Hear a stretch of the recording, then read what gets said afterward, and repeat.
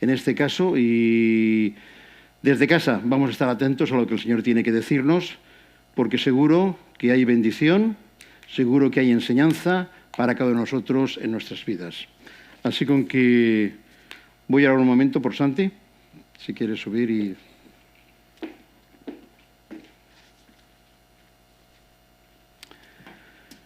Pues sí, Padre, también queremos presentar en esta mañana a tu Hijo, a Santi, la palabra que tiene en su corazón, que tú has preparado para su mente, que estemos atentos, Señor, a esa palabra, que la hagamos nuestra, que seamos esponjas, que sepamos retener esa palabra y ponerla de práctica en nuestras vidas, porque eres el gran Dios de amor, de fidelidad, de misericordia y de bondad, Señor, y que todo lo que quieres es para bienes para tu pueblo.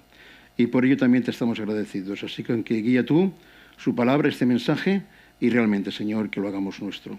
Y todo ello, Padre, te lo pedimos en el nombre de Jesús. Amén. Amén. Muy bien, gracias, José.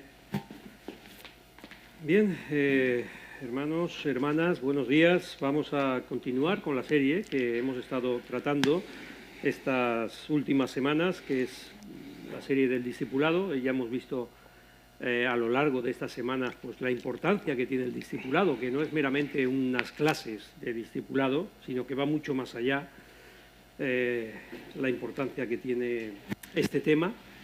Hemos podido ver las características del verdadero discípulo, el deseo de comunión, el deseo de evangelismo, la separación, el vivir la palabra de Dios diariamente. Todos estos matices, estas características que conforman al discípulo verdadero y genuino del Señor Jesús. Y yo quería empezar, para empezar esta conclusión de la serie, empezar con este texto que encontramos en Juan 15, 7 y 8, porque es un texto realmente increíble. O sea, son dos versículos que nos hablan claramente, nos resumen la enseñanza del discipulado prácticamente que encontramos en todas las Escrituras, porque en estos dos versículos que encontramos en Juan 15 se nos habla de la base del discipulado, de la bendición del discipulado, de la función del discipulado y del propósito del discipulado. O sea, es increíble. Dos versículos que nos resumen claramente toda la enseñanza del discipulado. Fijaos lo que dice: si permanecéis en mí y mis palabras permanecen en vosotros. Eso nos habla de la base del discipulado, es decir, permanecer en Cristo. Permanecer en Cristo es lo mismo que seguir a Jesús. O sea, estamos en los términos del discipulado, estamos hablando de lo mismo. Permanecer en Cristo, permanecer en su palabra. La base del discipulado. Pedid todo lo que queráis y os será hecho. La bendición del discipulado. No se trata que el Señor nos va a conceder todos los deseos. Esto se trata de que la gracia de Dios, de que la bendición de Dios va a estar con nosotros y en nosotros en base a que yo permanezco en Cristo, en base a que yo sigo a Jesús. En esto es glorificado mi Padre. Se nos habla aquí del gran propósito. Podemos tener muchos propósitos a la hora de hacer la obra de Dios, pero hay un gran objetivo final, que es que todo lo que hacemos, absolutamente todo, sea para la gloria de Dios. Y con eso, lo conseguimos siendo verdaderos discípulos de Cristo. Glorificar a Dios. Y luego nos habla de la función, llevar mucho fruto. Esa es la función del discipulado. Tener una vida que realmente desprende ese aroma, esa fragancia a nuestro Señor, ese fruto que el Señor nos pide.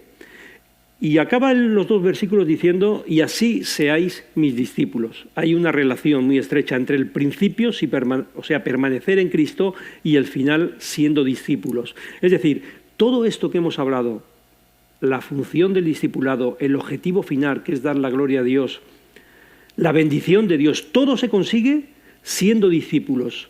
Absolutamente todo. Fijaos la gran importancia del discipulado, que no es meramente hablar de un estudio. Evidentemente, los estudios de la palabra son lo que nos ayudan a conocer a Dios, ¿no? Por eso también leemos permanecer en la palabra. Pero aquí me surgen las dos preguntas, ¿no? ¿Hasta cuándo tengo que ser discípulo? ¿Y cuánta entrega me es suficiente para ser discípulo de Jesús?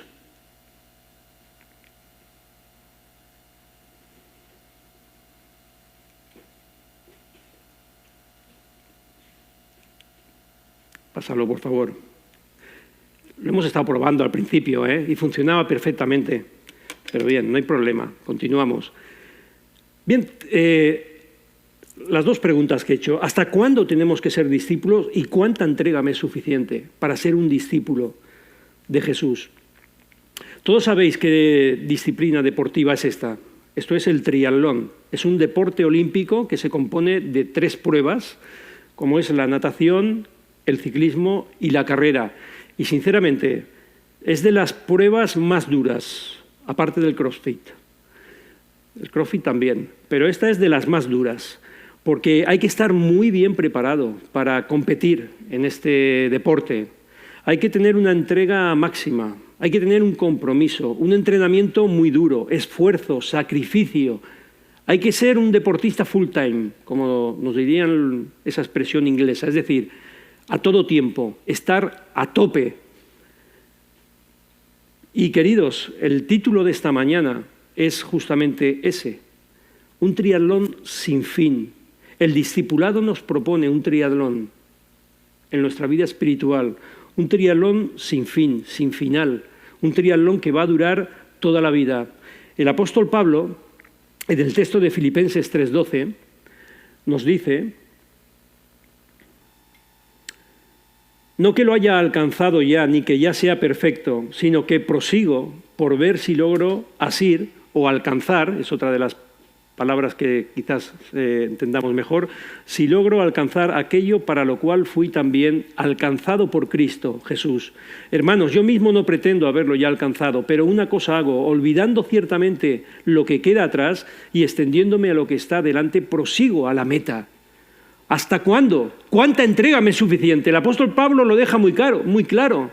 Hay que seguir adelante, hay que continuar, hay que proseguir hacia la meta. No hay un final en esta carrera, queridos. Y hay que tener, por tanto, una entrega máxima, un compromiso total, una responsabilidad absoluta delante de nuestro Dios. Hay que proseguir adelante. Así es como consiguieron los discípulos ser discípulos full time, a todo tiempo, estar a tope. Porque ellos continuaban adelante, su consagración y su entrega iba más cada día. Y no eran meramente seguidores ocasionales, como ya estuvimos diciendo en la introducción. Ahora, ¿cómo puede saberse cuando se tiene la entrega suficiente? ¿Podéis pasarme la diapositiva, por favor? ¿Cómo puedo saber cuando tengo la entrega suficiente para ser ese discípulo que Dios quiere que yo sea? Para resolver este dilema vamos a echar un vistazo al Evangelio de Lucas, en el capítulo 14, versículos del 25 al 33. Yo he pedido a José, por favor, que lo lea.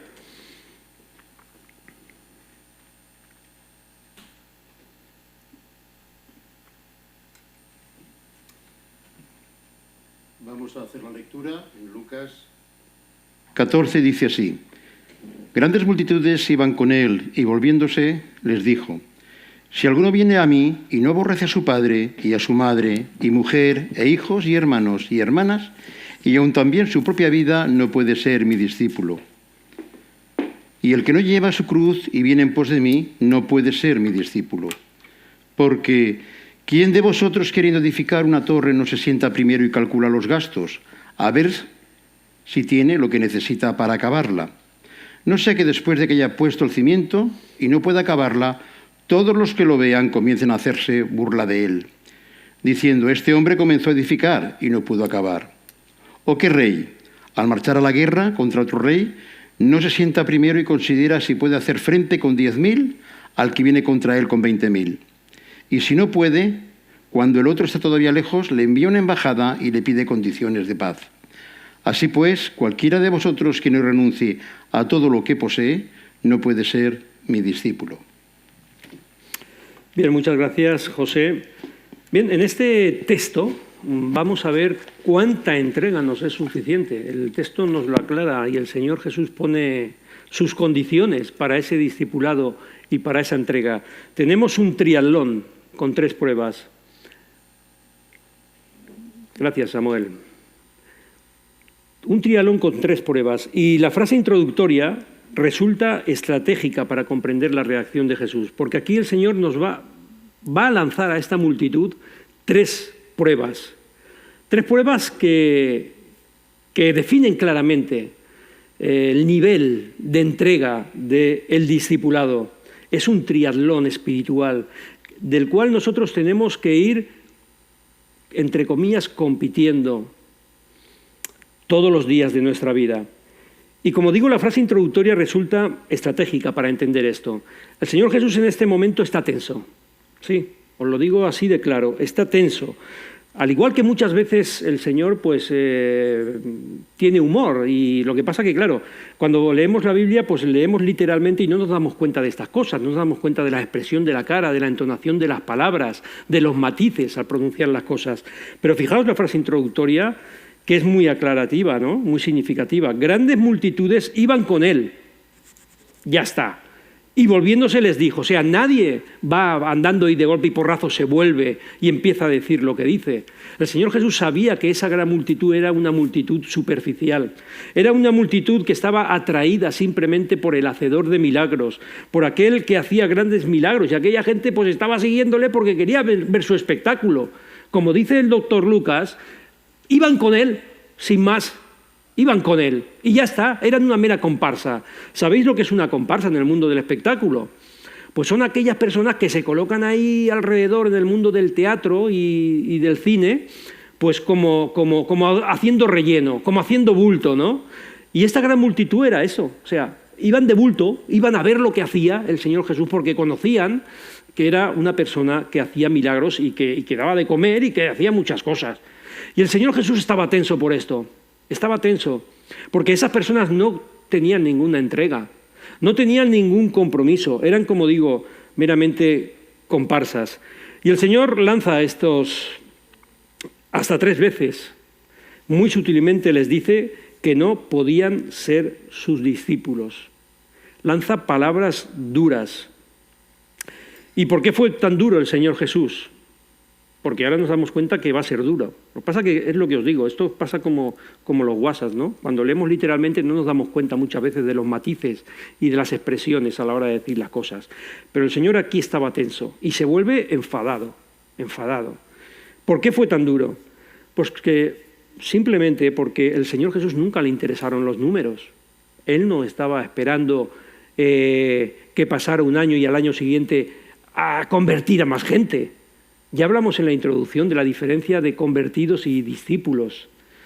El Señor quería hacer discípulos, porque luego el Evangelio iba a tener que correr a cargo de estos discípulos, de esas personas que habían recibido de verdad el Evangelio. No quería simplemente convertidos, no quería simplemente seguidores ocasionales. No le interesaban los números al Señor Jesús. Quería discípulos verdaderos, con una entrega total hacia Él.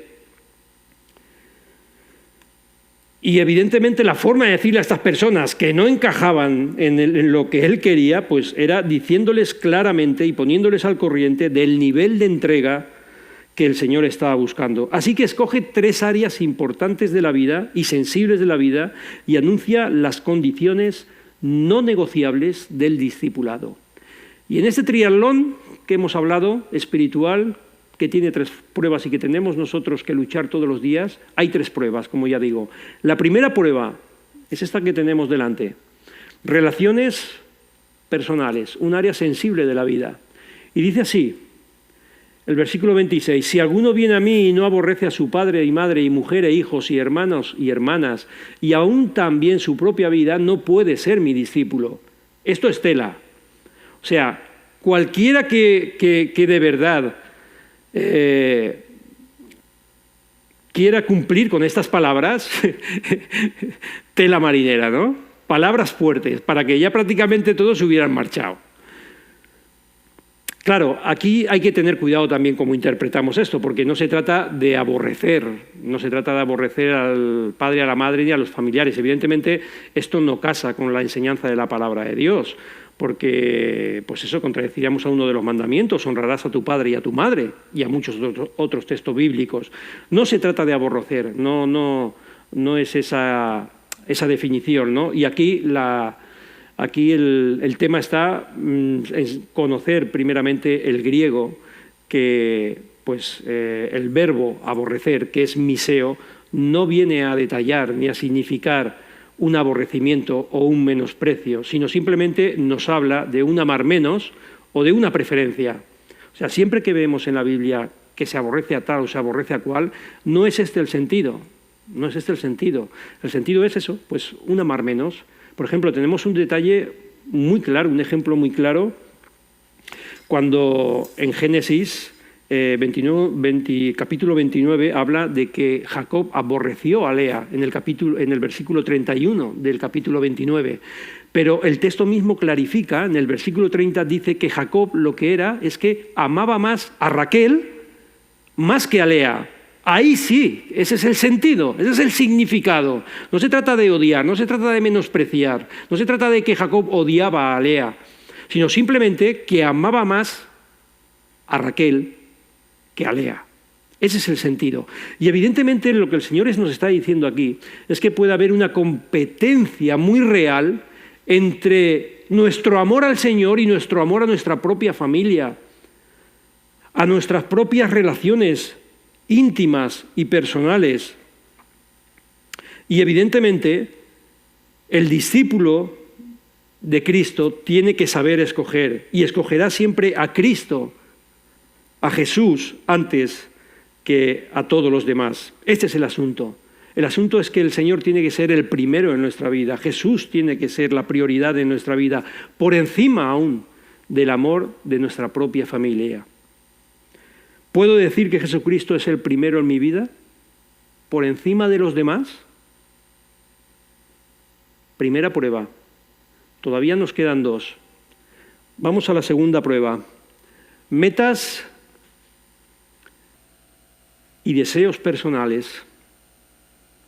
Y el que no lleva su cruz y viene en pos de mí, no puede ser mi discípulo.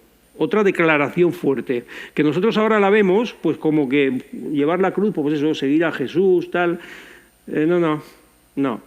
En el contexto que el Señor está diciendo esto, estas palabras son muy fuertes y muy duras, porque la gente estaba acostumbrada a ver criminales, asesinos, ladrones, llevando su cruz por las calles, y llevar la cruz significaba la muerte total y absoluta.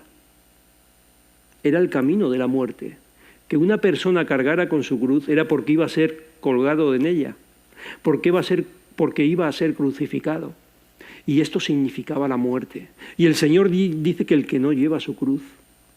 Ahora, no podemos tampoco desenfocar estas palabras del Señor, porque pasa un poco como la primera prueba. No podemos entender literalmente que hay que morir. No, porque el Señor continúa diciendo, y viene en pos de mí, es decir, y le sigue. O sea, no puede morir y seguirlo a la vez, ¿no? O sea, que no significa, evidentemente, que tenga que morir, por el hecho de que hay que seguirle. El tema aquí está muy claro, porque habla de la entrega. Es decir, mi entrega debe ser total al Señor, mi consagración debe ser total al Señor, mis deseos, mis objetivos en la vida, mis aspiraciones en la vida deben de estar en un segundo lugar para poder seguir la voluntad de Dios. Y eso es lo que tenía en mente el Señor. Nuestros máximos deseos deben de quedar aparcados para dar paso a lo que Dios quiere de mí, a la voluntad de Dios. Y se deben de sustituir esos propios objetivos míos, que muchas veces son egoístas, por seguir la voluntad de Dios. Jesús mismo nos da ejemplo de esto, ¿eh? O sea, fijaos que Jesús siempre nos da ejemplo de todas, absolutamente todas las cosas. Nos dio ejemplo de esta verdad la noche en que fue arrestado en Getsemaní. Lucas nos habla de esto en el capítulo 22, versículo 41 y 42. Antes de ser arrestado, el Señor dice que en Getsemaní se aleja de sus discípulos como a un tiro de piedra y se hincó de rodillas y se puso a orar. Y dijo, Padre, si quieres, pasa de mí esta copa, pero no se haga mi voluntad, sino la tuya. En muchas ocasiones el Señor habla de esta gran realidad habla abiertamente de esto, de que Él no ha venido a la tierra para hacer su voluntad, sino para hacer la del Padre.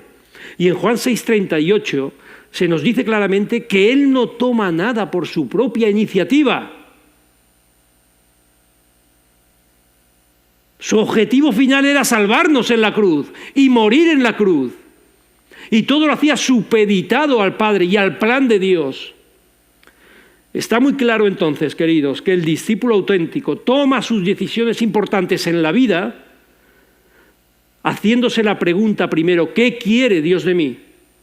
¿Qué quiere Dios que haga? ¿Cuál es la voluntad de Dios para mi vida? Y no tanto qué me apetece hacer a mí. ¿O qué haría yo ahora? ¿Qué quiere Dios de mí? Esta es la pregunta. ¿Qué quiere Dios de mí según su voluntad y según su palabra? Esta forma de razonar hoy en día es poco corriente, queridos, porque nuestra sociedad, nuestro mundo, nuestro egoísmo, nuestro orgullo nos anima continuamente a que nos realicemos nosotros mismos, que nos demos placer, satisfacción a nosotros mismos. Pero la palabra de Dios no dice esto. La palabra de Dios dice: presentad vuestros cuerpos en sacrificio vivo. En Romanos 12:2, presentar vuestros cuerpos en sacrificio vivo. Y continúa el versículo y finalmente dice: para que comprobéis cuál sea la buena voluntad de Dios, agradable y perfecta. Es decir, que para comprobar la voluntad de Dios, agradable y perfecta, tengo que presentar mi cuerpo. Me tengo que presentar yo. Tiene que haber una entrega total de mi vida, porque si no, nunca sabré la voluntad de Dios. Si yo únicamente quiero hacer lo que me apetece, lo que quiero, lo que deseo, lo que me viene bien, nunca voy a poder saber la voluntad de Dios y nunca voy a poder disfrutar de la bendición de Dios y de la gracia de Dios. Segunda prueba. Todavía nos queda una. Tercera prueba, posesiones personales. Así pues, cualquiera de vosotros que no renuncia a todo lo que posee, no puede ser mis discípulos. Ahí ha dado en la llaga. Ahí ha dado en la llaga, porque realmente es una declaración que nos toca el hierro, porque las cosas forman una parte muy importante en nuestra vida, una parte importante de nuestra energía. Pero el Señor Jesús lo dice claramente: deja a un lado tu materialismo. Deja a un lado tu materialismo. Las palabras de Jesús no son complicadas ni difíciles. El Señor dice: para ser mi discípulo debes de ver todas las cosas en la debida perspectiva. No se trata de no tener cosas. El rey Salomón era rico, poderoso, muchas riquezas tenía, pero cuando invertía las prioridades en su vida, la situación de Dios en su vida, se le complicaba bastante la cosa. Todo se tiene que mantener en la debida perspectiva. Él no está diciendo que no poseamos nada, sino que las cosas no nos posean. He ahí la cuestión. ¿Podemos pensar en algo que nos posea, que esté arraigado fuertemente en nuestro corazón, que hace desplazar a Dios de nuestra vida? Sin duda alguna, el hábito de apegarse a las cosas materiales es uno de los más dañinos que podemos encontrar en esta vida. Y queridos, estas verdades espirituales solo se aprenden por experiencia y con tiempo con el Señor. Lo decíamos en la introducción. No se aprenden porque yo las diga, no se aprenden porque las repitamos 40 veces desde el púlpito, no se aprenden estudiándolas como otras ciencias, se aprenden con la experiencia con nuestro Dios, teniendo tiempo con nuestro Dios, como decíamos. El tiempo, qué importante es. Una relación íntima, personal con el Señor es lo que nos hace descubrir su voluntad y todas las verdades que Él tiene para nosotros. Pero un tiempo de verdad, un tiempo de calidad, no como vemos muchas veces que hay 4 sentados en una mesa y cada uno está con el móvil. Sí, están juntos, pero cada uno va a su bola. Ese tiempo no, ese tiempo no. Un tiempo que nos permita absorber la enseñanza, la vida del Señor Jesús. Un tiempo que nos interrelacionemos con Él de una forma estrecha e íntima. Ese es el tiempo que nos va a descubrir todas las maravillas que Él tiene preparadas para nosotros. El Señor se encontró con 2 hermanos, Simón y Andrés, que estaban pescando allí en la playa. Y Él les invitó a seguirles. ¿Os acordáis lo que dijeron? Lo que hicieron. Dice que dejando sus redes, al instante le siguieron. Luego más tarde el Señor se encontró con otros 2 hermanos, Santiago y Juan, que estaban allí remendando las redes. Y el Señor también les llamó, les invitó a seguirles. ¿Qué hicieron ellos? ¿Os acordáis? Dejando al instante la barca y a su Padre, le siguieron. Estos son discípulos auténticos. Lo que estos hombres hicieron no fue simplemente seguir al Señor Jesús. Dejaron absolutamente todo. Sus metas, su profesión, su familia, todo lo invirtieron por seguir al Señor Jesús, porque Dios ocupara el primer lugar en sus vidas. Este es el discípulo auténtico, el discípulo verdadero. A diferencia del cristianismo acomodativo, superficial, que dice, ya haré yo lo que tenga que hacer, o hago lo que me apetezca. Jesús siempre fue enérgico con esto, queridos, en lo referente al costo del discipulado. Él no fue con rodeos. Nos dijo claramente lo que es un discípulo y la entrega que hay que tener para ser un discípulo. A veces tenemos la idea muy romántica del cristianismo. Vemos al Señor, ¡ay, nuestro Salvador! Y ahí en las nubes estamos y nos ha salvado. Nuestro Salvador, sí, es nuestro Salvador, claro que sí, es nuestro Salvador, por supuesto, si eso nadie lo va a negar. Pero es también nuestro Señor, es también nuestro Rey, por tanto nos exige compromiso, responsabilidad. Cada día que somos indiferentes a la responsabilidad que tenemos con el Evangelio, es un día que quitamos la gloria a Cristo. Y el discipulado verdadero, el ser discípulos de Jesús, que realmente quieren seguir a Jesús, requiere una entrega total por nuestra parte.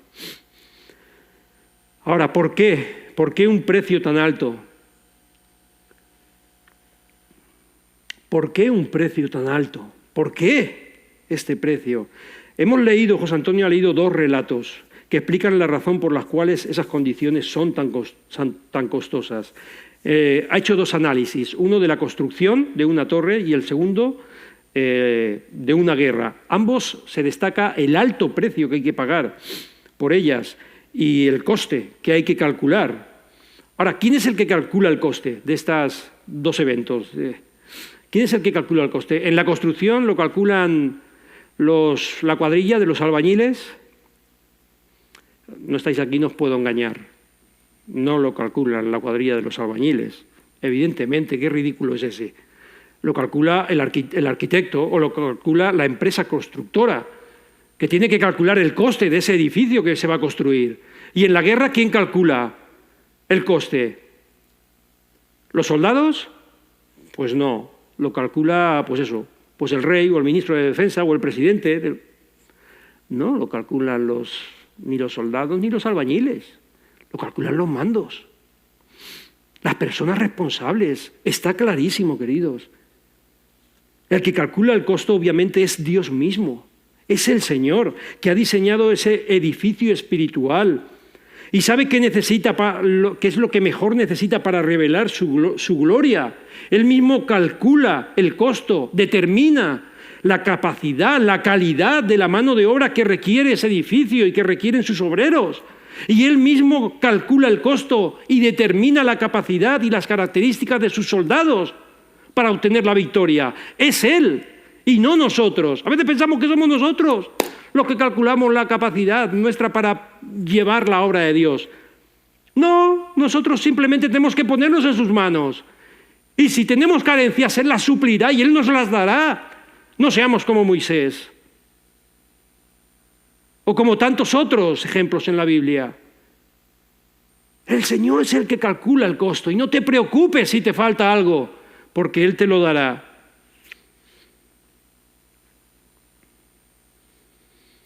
Ahora, ¿cuál es la causa de que las condiciones sean tan costosas? Porque las condiciones son costosas, como hemos visto, son costosas. Tener al Señor en primer lugar, dejar tus deseos por seguir la voluntad de Dios, que el Señor sea el primero en tu corazón. Esto hay que ser fuerte para hacerlo. Pero es lo que nos da la gloria. ¿Cuál es la causa de que las condiciones sean tan costosas? El edificio que él ha diseñado solo se puede construir con obreros capacitados y entregados. Hablamos en el Nuevo Testamento, se habla claramente de que Jesús es la piedra angular. Jesús es la piedra angular, la piedra que sostiene todo el edificio. Pero ¿cómo han de ser las otras piedras que van a contribuir a que ese edificio vaya adelante? ¿Van a ser piedras de arcilla? ¿Piedras de arena? Tenemos que ser piedras de hormigón, fuertes, capaces de levantar ese edificio para adelante. Y el tipo de batalla que ha de librarse no puede correr a cargo de unas tropas cansadas, mal adiestradas y desanimadas, queridos. El Señor sabe muy bien cómo tienen que ser sus soldados para obtener la victoria. Es por eso, queridos, es por esa razón por la cual las condiciones del discipulado son tan fuertes, son tan grandes, son a ese nivel tan alto. Por eso se nos exige, queridos, y por eso nosotros tenemos que ser discípulos full time, que estamos a tope, que estamos a todo tiempo, que tenemos una entrega total, porque al final nuestro gran objetivo en nuestra vida, en nuestra existencia, es dar la gloria a Dios. Que nuestro Padre sea glorificado por medio de toda nuestra vida, por medio de todas nuestras obras. El texto de Filipenses 3:12 es increíblemente maravilloso, porque dice el apóstol Pablo que él sigue adelante y tiene ese deseo y ese anhelo personal, seguir adelante para llegar a alcanzar aquello por lo que también ha sido alcanzado por Cristo. O sea, él no se para en su vida, continúa adelante, no mira atrás, como decía el texto, para conseguir llegar a aquello por lo cual también ha sido alcanzado por Cristo. ¿Por qué ha sido alcanzado por Cristo, Pablo, el apóstol? Por su amor, queridos, como lo has sido alcanzado tú, como lo he sido alcanzado yo, por ese amor sublime que se derramó en la cruz del Calvario, clavado en un madero. Hemos sido alcanzados por su amor y el apóstol Pablo tenía claro que no podía parar y que nosotros no podemos parar. Tenemos que seguir adelante. Por eso nuestro triatlón es un triatlón hasta el fin. ¿Cuándo dijo el apóstol Pablo que había llegado al final? Que había llegado a la meta. Cuando había acabado su vida. Hasta ahí. ¿Por qué? Porque hay tantas cosas que descubrir, hay tantas cosas que el Señor nos quiere entregar, hay tanto amor desbordado por ti, que no hay tiempo suficiente para descubrirlo. No te pares a mitad de carrera, queridos. No nos paremos a mitad de carrera, continuemos hacia adelante. El Señor tiene mucha gracia, mucho amor por derramar, por darte a conocer, porque tú eres el recipiente que va a recibir, como lo soy yo, el amor del Señor. Solo tenía un deseo el apóstol Pablo, alcanzar aquello por lo cual ha sido alcanzado por Cristo. Recibir ese amor, conocer ese amor cada día más y más. Nuestro discipulado no acaba. Nuestro triatlón es un triatlón espiritual hasta el final. Cada día tenemos que superar estas 3 pruebas que hemos visto, porque es para la gloria de Dios. Es para su gloria. Por eso, queridos, debemos de día tras día ser discípulos full time, estar a tope para nuestro Dios. Sí, Él nos ha salvado, Él nos ha alcanzado con su amor. Por eso nosotros debemos también estar entregados de una forma total y absoluta. No subestimemos nunca el discipulado, queridos. No lo subestimemos. Cuando se nos ofrezca clases de discipulado, todo lo que tenga que ver con el seguir a Jesús, con el permanecer en Cristo, no lo rechacemos, porque esta es una de las bases de nuestra vida y con ella encontramos el sentido y objetivo final de todo nuestro ser y toda nuestra esencia, que es dar la gloria a Dios. Que el Señor nos bendiga.